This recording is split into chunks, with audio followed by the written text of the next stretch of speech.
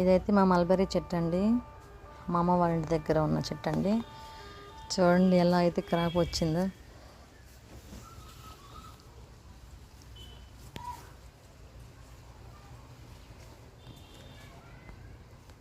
అన్నీ అసలు ఎంత పొడవు ఉన్నాయో చూడండి. ఫస్ట్ అయితే ఇలా పచ్చిగా ఉంటుందండి, ఇలా ఉంటుంది. నెక్స్ట్ ఇలా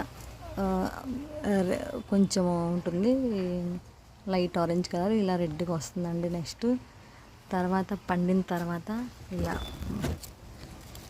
కనిపిస్తుందండి, ఇలా బ్లాక్గా వస్తుందండి. బ్లాక్ అయితే వస్తుందండి. అసలు ఎంత క్రాప్ ఉందో చూడండి. ఒక 5 కోసుకున్నాం మనం. చూడండి పండింది ఇలా ఉందండి.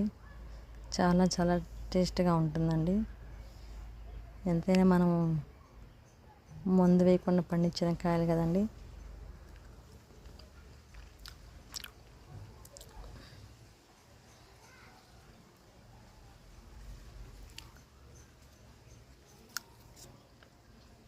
చాలా టేస్ట్గా ఉందండి.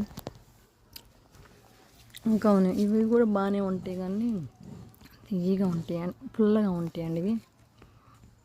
సి విటమిన్ అయితే బాగుంటుంది వీటిలో.